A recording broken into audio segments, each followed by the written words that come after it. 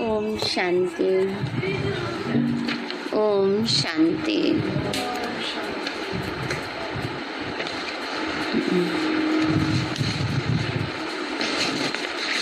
आज प्यारे बाबा की 19 तारीख के महावाक्य हैं। बाबा बोले, मीठे बच्चे, तुम सच्चे सच्चे राज ऋषि राजयोगी हो। मीठे बच्चे, तुम सच्चे सच्चे राज ऋषि राजयोगी हो। तुम्हें राजाई के लिए पवित्र जरूर बनना है। प्रश्न है, कौन सा अटेंशन राजाई के लायक बना देता है? बाबा बोले, अगर पढ़ाई पर पूरा अटेंशन है तो राजाई मिल जाती है। बाप जो सुनाते हैं उसे अच्छी रीति सुनकर धारण करो। बाप ने सुनाया और बच्चों ने सुना तो राजाई मिल जाएगी। अगर सुनते समय उबासी देते व झुटका खाते, बुद्धि भटकती तो राजाई गवा देंगे। बाबा ने कहा, अगर सुनते समय उबासी दे रहे हैं, उबासी कब आती है? जब इंटरेस्ट नहीं होता है। तो उबासी देते या झुटका खाते हैं, बुद्धि भटकती है तो राजाई गवा देंगे। इसलिए पढ़ाई पर पूरा अटेंशन दो। गीत है, हमें उन राहों पर चलना है। हाँ, गीत में तो ये बात है, लेकिन करना हमें ये है ना। चलो, ओम शांति। रूहानी बाप रूहानी बच्चों प्रति समझा रहे हैं। आज बच्चों को हठ योग और राजयोग पर समझाते हैं। बच्चों को मालूम है वह जो भी सिखलाते हैं सब है हठ योग, क्योंकि वह कर्म सन्यासी हैं। वास्तव में गृहस्थियों को हठ योग कर्म संन्यास सीखना नहीं है। वह तो है ही निवृत्ति मार्ग, वह धर्म ही अलग है। तुम्हारा धर्म देवी देवता धर्म है। जिन देवी देवताओं ने राजयोग से ही राज्य पाया है। अभी तुम राज ऋषि हो। ऋषि उन्हों को कहा जाता जो पवित्र रहते। तुम अभी पवित्र हो। अगर पवित्र ना रहें तो उनको ऋषि नहीं कहा जाता। तुम राजाई पाने के लिए पवित्र बनते हो। वह कोई राजाई पाने के लिए पवित्र नहीं बनते। तुम जानते हो, पवित्र दुनिया में हमको पवित्र राजाई थी। भारत में ही 5000 वर्ष पहले देवी देवताओं का पूज्य प्रवृत्ति मार्ग था। अभी तो सब पुजारी पतित बन पड़े हैं ना। बाबा ने कहा कि पहले पवित्र राजाई थी ना, सतयुग और त्रेता में, और अभी तो सब पुजारी बन गए हैं।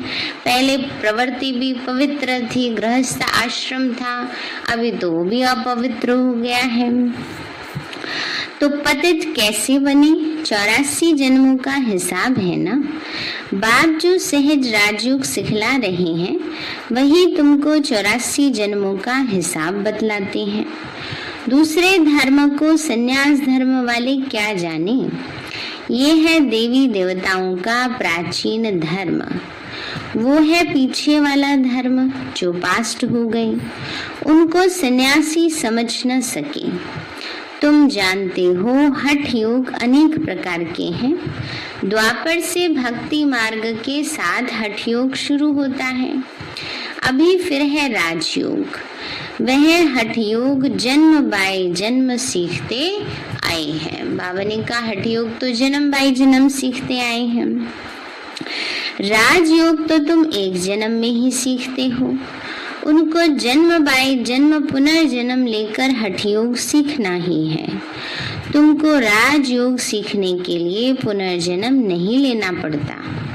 यह राजयोग तुम सिर्फ संगम पर ही सीखते हो ना। बाबा कह रहे जो हठ योग सन्यासी हैं, समझो एक जन्म हठ योग किया तो वो संस्कार आत्मा लेके जाएगी, तो अगले जन्म में भी सन्यासी बनेंगे, या फिर ऐसे साधु सन्यासियों की तरफ उनका विशेष झुकाव होगा हठयोग करने के प्रति। पर बाबा कहते हैं बच्चे, हम बच्चे जो राजयोग सीखते हैं वो इसी जन्म में सीख सकते हैं। इसमें ये नहीं है कि कोई सोचे कोई नहीं इस जन्म में नहीं अगले जन्म में जाके सीख लेंगे, वो नहीं। यहाँ जो इस समय अब हम कमाई कर सकते हैं अगले जन्म में नहीं कर सकते हैं। अगले जन्म में हम प्रारब्ध भोगते हैं ना, वो संस्कार रूप में ले जाते हैं, लेकिन सीख नहीं सकते। बाबा ने कहा ये सब सिर्फ कब सीखते हो? संगम पर। राजाई मिल गई, स्वर्ग हो गया, फिर और सब धर्म खत्म हो जाएंगे।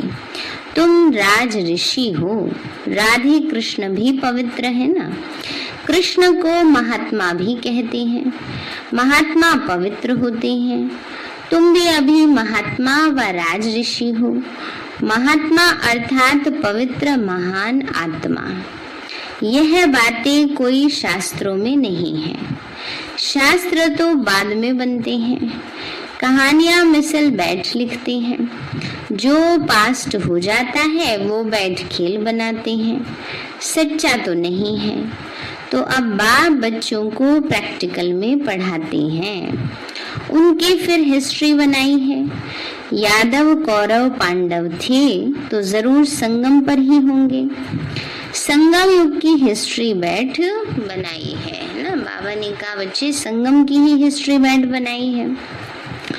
त्योहार भी कब के हैं? इस समय संगम युग के हैं। राखी बंधन भी पवित्रता पर है ना। इस समय जो भी त्योहार हैं, जो भी सिस्टम चलते हैं, हम बच्चे जो भी कर्म करते हैं उसी के अनुसार ये त्योहार उत्सव मनाए जाते हैं। जैसे पवित्रता का यादगार राखी बंधन है, विकर्म विनाश करने का यादगार दशहरा है, आत्मा की जोत जलाने का सुखमय जीवन का यादगार दिवाली है ना। तो जो भी रस्म रिवाज है, रोजाना भारत में क्या होता है, रोजाना कोई ना कोई उत्सव होता है, कोई ना कोई व्रत होता है। तो बाबा कहते तुम्हारा जीवन भर का व्रत है ना, इसलिए बाबा ने कहा उसके आधार से सब बने हैं। पीछे फिर उनका यादगार चलता है। यहाँ बाप भी सभी को पवित्र बनाए प्रतिज्ञा कराते हैं। सिख लोग कंगन पहनते, वह भी पवित्रता की निशानी है। हिंदू लोग जनेऊ पहनते हैं, वो भी पवित्रता की निशानी है। परंतु पवित्र रहते नहीं, राखी बंधवाते हैं, अर्थ थोड़े ही समझते हैं। आगे ब्राह्मण लोग राखी बांधते थे, अभी बहन भाई को राखी बांधती है, वह खर्ची देते हैं। यह सब अभी ही फैशन पड़ा है, वास्तव में ये है पवित्रता की बात। बाबा कहते बच्चे काम महाशत्रु है, वह ब्राह्मण लोग कोई ऐसे नहीं समझाते। अभी बेहद का बाप कहते बच्चे प्रतिज्ञा करो, हम पवित्र बनेंगे, कभी विकार में नहीं जाएंगे। बुलाते भी इसलिए हैं कि आकर पतितों को पावन बनाओ। सतयुग त्रेता में कोई नहीं बुलाते, वो है ही राम राज्य। बाबा ने कहा सतयुग त्रेता में तो कोई भी नहीं बुलाते, क्योंकि वो राम राज्य है। ये है रावण राज्य। राम राज्य में 5 विकार होते नहीं, यथा राजा रानी तथा प्रजा। अभी तुम बच्चे जानते हो, हम बाबा से स्वर्ग की बादशाही ले रहे हैं, इस नरक से जाना है जरूर। बाबा आया है पावन बनाकर स्वर्ग में ले जाने, फिर तो हम क्यों नहीं पावन बने। उनके हठ योग तो अनेक प्रकार के हैं ना। बाबा ने कहा दुनियावी हठ योग तो बहुत प्रकार के होते हैं। एक टांग पे खड़े होके तपस्या करो, अग्नि के बीच में तपस्या, कोई खड्डा खोद के करते हैं जमीन के अंदर ना, गुफाओं में, कंदराओं में, कोई सालों तक भोजन नहीं करते हैं। जड़ी बूटियां ऐसी होती हैं कि अगर वो उसका सेवन कर लिया जाए तो फिर भूख ही नहीं लगती है, ऐसी ऐसी जड़ी बूटियां होती हैं। तो हट से कंट्रोल करना हो गया ना, तो इसलिए बाबा कहते हैं, इसलिए उनको हठ योग कहते हैं। बाबा कहते हैं इस नरक से तो जाना जरूर है, बाबा आए हैं पावन बनाकर स्वर्ग में ले जाने, तो फिर हम क्यों नहीं पावन बने। उनके हठयोग अनेक प्रकार के हैं। जयपुर के म्यूजियम में जाके देखो कितनी वैरायटी है हठयोगियों की। उनसे होता तो कुछ भी नहीं, सीढ़ी तो नीचे उतरते जाते हैं। बाबा ने समझाया है, भारत जब पवित्र बनता है, रावण का राज्य होता है तो धरती हिलने लगती है। सोने के महल आदि सब नीचे चले जाते हैं। महलों आदि को कोई लूटा थोड़े ही है, यह तो सिर्फ मंदिरों को लूटा है। बाबा ने कहा महलों को किसी ने नहीं लूटा, मंदिरों को लूटा है। कुछ जेवर सोना आदि ले गए हैं। जेवर का सबसे जास्ती शौक तुमको है। बाबा कहते हैं सबसे ज्यादा जेवर का शौक किसको है? तुमको है ना, माना भारत वालों को है। तुम स्वर्ग में आते हो, जेवर पहनते हो, राज्य करते हो, और धर्म वाले आते हैं। बाबा ने कहा बच्चे, और धर्म वाले ही राज्य नहीं करते, तुम बेहद के बाप से स्वर्ग की बादशाही का वर्षा लेते हो। तो यह बाप बैठ समझाते हैं, गीता पढ़कर नहीं सुनाते। गीता में जो सब कुछ लिखा है वह सब मैंने कहा नहीं है, वह तो मनुष्यों ने मेरे महावाक्यों का बाद में बैठ शास्त्र बनाया है। हमने जो तुमको सुनाया वह तुमने ही सुना, और फिर जाकर राजाई की, वहाँ यह ज्ञान नहीं रहता।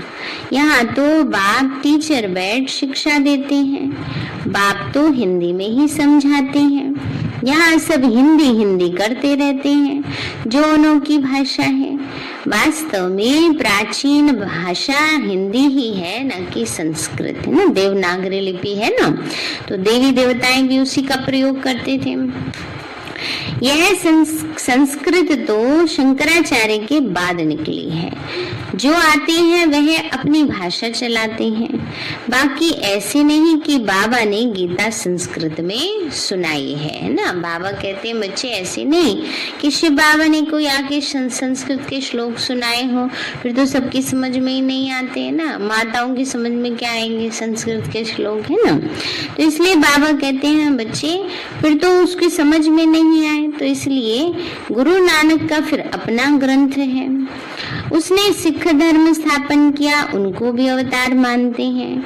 उसमें राजाई भी होते हैं, सन्यासियों में राजाई नहीं है। बाबा ने समझाया है, बुद्ध, क्राइस्ट आदि पहले गृहस्थी आत्मा थे। अब गृहस्थी पतित आत्मा तो धर्म स्थापन कर न सके, उनमें पवित्र आत्मा आई जिसने धर्म स्थापन किया। दूसरे धर्म तो किस्म किस्म के बहुत हैं, आकर अपना छोटा मठ पंथ स्थापन करते हैं। झाड़ में भी दिखाया है, तो हठ योग और राजयोग में बहुत फर्क है। यह बातें समझने की हैं। अब तक क्या किया भगवान को पाने के लिए? हठ योग, है ना। अब बाबा क्या सिखा रहे हैं? राजयोग, है ना। और राजयोग में क्या नहीं आना चाहिए? है झुटका नहीं आना चाहिए, उबासी नहीं आनी चाहिए, है आंखें नहीं बंद होनी चाहिए, है कैसे बैठना है? आंखें खोल करके बाबा से दृष्टि लेते हुए, है ना। तो बाबा कहते हैं बच्चे यह बातें समझने की हैं, जिसको समझ में नहीं आती होंगी वह झुटका खाते हैं, उबासी देते रहते हैं। यहाँ तो तुमको खजाना मिलता है, बड़ी भारी कमाई है, तुम रत्नों से झोली भरते हो, तो ये आंखें खोल कर सुनना होता है, बंद करेंगे तो गया ऊपर से। एक बारी कहते हैं कि भगवान ने सोचा कि किसी को, बेचारा कोई बहुत गरीब था लेकिन भगवान से प्यार बहुत था, पर उसके भाग्य में कुछ नहीं था। भगवान ने सोचा उसको भी कुछ दे दूं, ना। तो कहते हैं कि रास्ते में, जिस रास्ते में जाता था उस रास्ते में वो कलश रख दिया हीरे जवाहरातों का, ना। अब भाग्य में नहीं है तो क्या करे। तो जिस रास्ते से जाता था उसी रास्ते से जा रहा था। चलते चलते मन में अचानक विचार आया, जिनको आंखें नहीं है, जिनको दिखाई नहीं देता, उनको कैसा लगता होगा, जरा करके देखो। आंखें बंद कर लेता है। उस रास्ते से जाते जाते आंखें बंद कर लेता है, घड़ा पार हो जाता है।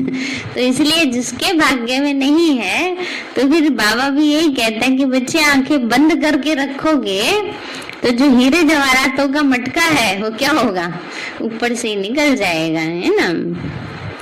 झुटके खाते रहेंगे या बुद्धि बाहर भटकती रहेगी तो वह राजधानी पा न सके। तुम हो राज ऋषि, राजाई प्राप्त करने वाले, तो बाप राजधानी स्थापन करते हैं, श्री कृष्ण नहीं करते। कृष्ण तो बाप का वर्षा लेते हैं। अब तुम्हारा बाप है निराकार, जिससे वर्षा ले रहे हो विश्व की बादशाही का। कितना तुम साहूकार बनते हो। यहाँ एक ही बाप आकर राजयोग सिखलाते हैं। सो भी घूमो फिरो खाओ पियो, सिर्फ बाप को याद करो। पर घूमो कहाँ, अच्छी अच्छी जगह। खाओ पियो क्या, ऐसे नहीं कोई तामसिक भोजन खाना है ना। बाबा की याद का अच्छा शुद्ध सात्विक भोजन खाओ। साहूकार जरूर अच्छी रीति खाएंगे, वह तो अपनी कमाई का फल खाते हैं। मालपूड़ा खाओ या रोटी खाओ, याद करो बाबा को। बाबा थोड़ी मना कर रहे हैं मालपुए मत खाओ, त्योहार आ रहे हैं ना, तो मालपुए तो बनेंगे ही। तो बाबा कहते हैं मिठाई बनेगी तो भले मिठाई खाओ या रोटी खाओ, लेकिन क्या करो, बाबा को याद करो। भले कुछ भी खाओ, भले कुछ भी खाओ से बाबा का क्या मतलब है, ये मतलब नहीं कोई लहसुन प्याज वाली चीजें खाओ, शुद्ध भोजन खाओ, है ना। पैसा तब किसके लिए है, अच्छा।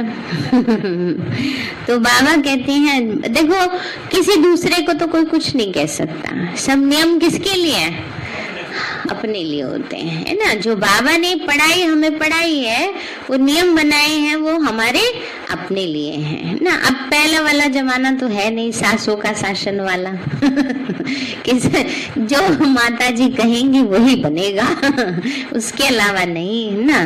तो वो वाला समय तो अब चला गया है ना। कहाँ कहाँ होता है पर कहीं कहीं नहीं भी होता, तो उस अनुसार अपने मन को समझा लेना होता है कि ठीक है, दूसरे को तो नहीं कह सकते पर हम अपने लिए तो नियम पालन करें ना।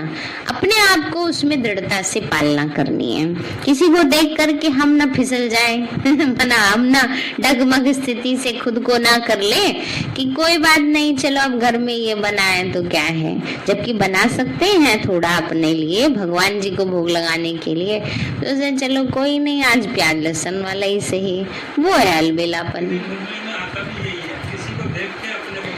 हाँ, तो इसलिए किसी और के लिए नियम नहीं है, नियम पालन किसके लिए, स्वयं के लिए, उसमें दृढ़ता रखो। तो बाबा कहते हैं बच्चे पैसा तब किसके लिए है ना। बाबा ये थोड़ी कहते हैं कि रोज सूखी रोटी नमक से खाओ। बाबा कहते हैं फिर वो तो दुनिया वालों की तरह कंजूस हो गए, कईयों के पास धन होता है पर यूज नहीं करते, ना करते हैं ना करने देते हैं, परिवार वाले उनके उससे तंग रहते हैं। तो बाबा कहते हैं खाओ पियो भले घूमो फिरो अच्छे से रहो, इसमें बाबा ने कोई मना नहीं किया है। बाबा कोई मना नहीं करते, सिर्फ बाप से योग लगाना है। इस राजाई स्थापन करने में खर्चा नहीं है। उस लड़ाई आदि में कितना खर्चा होता है, एरोप्लेन पर कितना खर्चा होता है, गिरते हैं तो एकदम ही खत्म हो जाते हैं, कितना नुकसान हो जाता है। तो बाबा कहते चलते फिरते बाप को याद करो, सुदर्शन चक्र फिराते रहो। हमने 84 जन्म पूरे किए हैं, अब चले वतन की ओर, घर जाकर फिर आए राजाई करेंगे। तुम एक्टर्स हो ना, तो वह बाइस्कोप तो 2-2.5 घंटा चलते हैं। यह तो बेहद का नाटक 5000 वर्ष चलता है। इसको मनुष्य ही जान सकते हैं। ये दुनिया है कांटों का जंगल, बड़े ते बड़ा कांटा है विकार का जो आदि मध्य अंत दुख देते हैं। दूसरे नंबर का कांटा है क्रोध का ना, उनकी निशानी यह है महाभारत लड़ाई देखो। बाबा कहते हैं बच्चे क्रोध का कांटा भी है, क्रोध के कांटे से महाभारत लड़ाई हो गई। कोई बात में गुस्सा आया तो झट बॉम्ब शुरू कर देंगे। अभी तो ऐसे ऐसे बॉम्ब्स बनाए जो बात ही मत पूछो ना। और बॉम्ब्स बना रहे हैं वो आजकल तो दूसरे भी तरीके से, देखो कैसे चल रहा है, स्थितियां कितनी चेंज हो जाती है ना। कहते 7 दिन में कब्जा कर लिया तालिबान ने, है ना। तो देखो किसी देश का किस समय का कुछ भी पता नहीं है कब क्या हो जाए। तो इसलिए बाबा कहते हैं बच्चे बात मत पूछो क्या क्या हो जाता है। सतयुग में कोई लड़ाई आदि होती नहीं, संगम पर ही यह महाभारत लड़ाई दिखाई। दूसरे कोई शास्त्र में लड़ाई की बात नहीं, वहां तो सारे विश्व के तुम मालिक बनते हो। बाबा कहते हैं वहां सारे विश्व के मालिक बनते हो। बाबा कहते हैं बच्चे अभी तो लड़ाई की बात नहीं, शास्त्रों में असुर और देवताओं की लड़ाई दिखाई, परंतु देवताएं अहिंसक हैं। तुम योग बल से विश्व के मालिक बनते हो, ये है साइलेंस बल। इसमें तो तुमको कुछ बोलना नहीं है। याद के बल से तुम बाबा से विश्व की बादशाही लेते हो।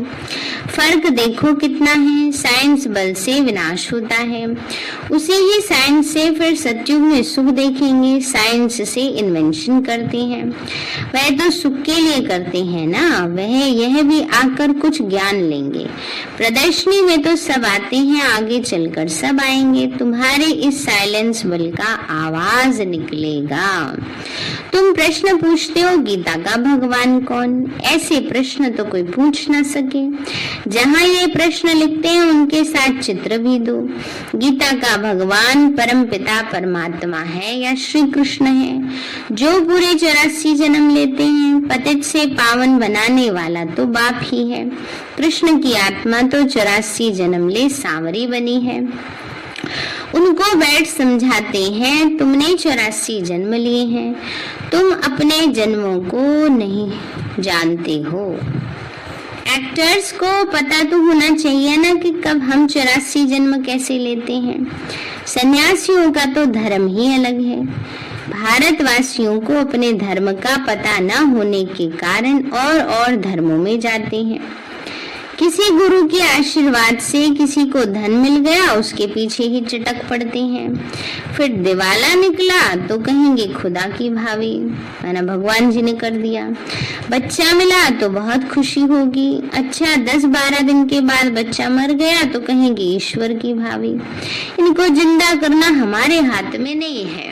बाबा कहते हैं बच्चे अगर समझो किसी ने शरीर छोड़ा, उसको जिंदा करना शिव बाबा के हाथ में नहीं है। बाबा ने बहुत ऐसे मिसाल देखे, ऐसे बहुत होता है ना। बाबा कहते हैं अब उसका रोल ही दूसरी जगह है, तो शिव बाबा उस आत्मा को दोबारा जिंदा करके क्यों उसके रोल में उसके कर्मों के हिसाब किताब में इंटरफेयर करेंगे। इसलिए बाबा कहते हैं ऐसे बहुत जगह होता है। यहाँ तो बाप बैठा है। एक बारी किसी के 12 लड़कियों के बाद एक बेटा हुआ और वो भी 14 साल होकर के शरीर छोड़ दिया, तो नहीं हिसाब किताब था। तो इस बाप अब वो तो भगवान को दोष देते हैं ना, लेकिन इसमें भगवान क्या करे है ना, जिसके भाग्य में जो जितना सुख है उसको तो नहीं मिलेगा। ऐसे बहुत होते हैं। यहाँ तो बाप बैठा है, बाप बच्चों को बैठ समझाते हैं, मीठे मीठे बच्चों पावन बनो। याद है जब महाभारत लड़ाई लगी थी तो द्रौपदी ने पुकारा था, बाबा हमको यह दुशासन नगन करते हैं, इनसे बचाओ। 5000 वर्ष की बात है। इन अबलाओं पर अत्याचार इस विष के लिए होते हैं। कई तो स्त्रियां भी ऐसी होती हैं जो विष बिगर रह नहीं सकती। उन्हों का ही नाम रखा है सूपनखा पूतना, जो विष के लिए तंग करते हैं। वो है जैसे कंस जरासंधी शिशुपाल, यह सब विनाश को तो पाने ही है। इस समय है आसुरी रावण राज्य, फिर होगा ईश्वरीय राज्य। इस सारे चक्र को तो तुम जान गए हो कि कैसे 84 जन्म लेते हैं। यह भूलता तब है जब विकार में जाते हैं। विकार में जाने वाले का मुंह ही पीला हो जाता है। खुद ही समझते हैं हमने क्या कर दिया। बाबा कहते, बच्चे इस विषय गटर में मत जाओ, तुमको आदि मध्यंत दुख देने वाला है, इसमें ना पड़ो। कसम उठाओ हम विकार में कभी नहीं जाएंगे। भगवान वाचे काम महाशत्रु है। हर एक चित्र में पहले यह लिखो, ज्ञान सागर पतित पावन गीता का ज्ञान दाता शिव भगवान वाच। तो फिर कृष्ण का नाम उड़ जाए। हमको गीता का भगवान बैठ ही बतलाते हैं, वही ज्ञान हम लेते हैं। भगवान ही आकर नई दुनिया स्थापन करते हैं और पुरानी दुनिया का विनाश कराते हैं। रुद्र ज्ञान यज्ञ है, असुल है शिव बाबा, रुद्र बाबा नहीं कहेंगे। बॉम्बे में बबुलनाथ का भी मंदिर है। अब बबुल कहा जाता है कांटों को। बबुरीनाथ नाम क्यों रखा, ये कोई समझते नहीं कि शिव बाबा आकर कांटों को भी फूल बनाते हैं। तो बाबा ने कहा, बच्चे चित्र तो शिव का ही है, बाकी तो अनेक नाम रख दिए हैं। शिव बाबा ही आकर कांटों के जंगल को फूलों का बगीचा बनाते हैं। वही तुम्हारा बाबा है, उनका नाम है शिव। शिव परमात्माय नमः, ब्राह्मण देवी देवताय नमः। अक्षर बिल्कुल क्लियर है। अब वह परमपिता परमात्मा बैठ इस रथ द्वारा समझा रहे हैं। हूबहू जैसे लौकिक बाप समझाते हैं, बच्चे हमारे कुल को कलंक नहीं लगाना। बाबा हूबहू ऐसे समझा रहे हैं, बच्चे कुल को कलंक नहीं लगाना, कोई खराब काम नहीं करना। यह बाबा भी कहते हैं, बच्चे विकार में कभी नहीं जाना, पवित्र बनने बगैर स्वर्ग में ऊंचा पद पा नहीं सकेंगे। बहुत जबरदस्त कमाई तुम कर रहे हो, बाकी सब गंवा रहे हैं। भले कोई के पास पदम है ना, करोड़ अरब खरब, उनसे लास्ट गिनती होती है पदम ना, मना अनगिनत। इसके पास भले अनगिनत धन है, बड़े बड़े महल बना रहे हैं, लाखों रुपया खर्चा करते हैं। तुम समझते हो ये सब वेस्ट ऑफ टाइम है, यह कुछ काम नहीं आएगा, सब खत्म हो जाएगा। वह तो समझते हैं 10-12 हजार वर्ष चलेंगे। तुम बच्चे जानते हो मौत तो सामने खड़ा है सिर पर। थोड़े समय के अंदर यह अर्थक्वेक आदि हो, सब डावाडोल हो जाएगा। अर्थक्वेक आदि में अनगिनत मर जाते हैं। अब तो विनाश होना ही है। विनाश का साक्षात्कार और स्थापना का साक्षात्कार किया है। सो फिर इन आंखों से देखेंगे भक्ति मार्ग में कितना कुछ करते हैं, परंतु कोई बैकुंठ में जा न सके। बाबा ने कहा, एक टांग पे भी खड़े होके तपस्या करते हैं, पर कोई बैकुंठ में जा न सके। अच्छा, ज्ञान बिगड़ सदगति हो न सके, यह सब भक्ति मार्ग के खिलौने हैं। अच्छा, मीठे मीठे सिक्के लदे बच्चों प्रति माता पिता बाप दादा याद प्यार और गुड मॉर्निंग। रूहानी बाप की रूहानी बच्चों को नमस्ते। रूहानी हम बच्चों की रूहानी माता पिता बाप दादा को नमस्ते नमस्ते नमस्ते बाबा नमस्ते। धारणा के लिए मुख्य सार है, कुल कलंकित करने वाला कोई भी खराब काम नहीं करना है। पवित्र बनने की अपने आप से प्रतिज्ञा करनी है। अब अपना टाइम मनी वेस्ट नहीं करने ना, दूसरी पॉइंट है, अब अपना टाइम और मनी वेस्ट नहीं करने हैं। फूलों के बगीचे में चलने के लिए कांटे निकाल देने, अंदर में जो कांटे में ना अवगुण है वो निकालने हैं। वरदान दिया बाबा ने, पहले आपके पाठ द्वारा ताजधारी बनने वाले चतुर सुजान भव। पहले आपके पाठ द्वारा ताजधारी बनने वाले चतुर सुजान भव। बाबा बोले, जैसे बाप दादा अपने को ओबीडियंट सर्वेंट कहते हैं, आज्ञाकारी सेवाधारी कहते हैं। सर्वेंट कहने से ताजधारी स्वतः बन जाते हैं। ऐसे आप बच्चे भी स्वयं नम्र चित्त बन दूसरों को श्रेष्ठ सीट दे दो। उनको सीट पर बिठाएंगे तो वो उतरकर आपको स्वतः बिठा देंगे, माना उनको सम्मान दो। दूसरों को सम्मान देंगे तो दूसरे अपने आप फिर आपको सम्मान देंगे। अगर आप बैठने की कोशिश करेंगे तो बैठने नहीं देंगे। कई बार ऐसे होता है ना, किसी चीज को लेने की छीनने की कोशिश करते हैं तो वो मिलती नहीं और उसको छोड़ दो ना कि चलो आप ही लो, आप खुश रहो, तो क्या होता है, अपने आप मिल जाती है।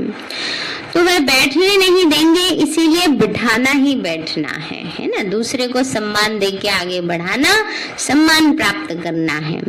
तो पहले आपका पाठ पक्का करो, फिर संस्कार भी सहज ही मिल जाएंगे, ताजधारी भी बन जाएंगे। यही चतुर सुजान बनने का तरीका है। इसमें मेहनत भी नहीं और प्राप्ति भी ज्यादा है। स्लोगन है, अंतर्मुखी एकांतवासी बनने वाली श्रेष्ठ आत्मा ही अव्यक्त स्थिति का अनुभव करती है। अंतर्मुखी एकांतवासी बनने वाली श्रेष्ठ आत्मा ही अव्यक्त स्थिति का अनुभव करती है। सारे हैं मीठे बच्चे, तुम सच्चे सच्चे राज ऋषि राजयोगी हो। तुम्हें राजाई के लिए पवित्र जरूर बनना है।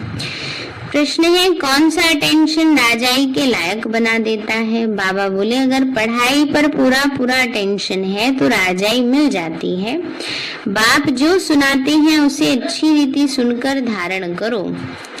तो बाप ने सुनाया और बच्चों ने सुना तो राजाई मिल जाएगी। अगर सुनते समय उबासी देते या झुटका खाते, बुद्धि भटकती है तो राजाई गवा देंगे। इसलिए पढ़ाई पर पूरा अटेंशन दो। गीत है, हमें उन राहों पर चलना है। हाँ, जो मतलब आप ले लो। अच्छा, ओम शांति। अभी प्यारे बाबा को भोग लगाएंगे। सभी अपने हाथ सैनिटाइज कर लें।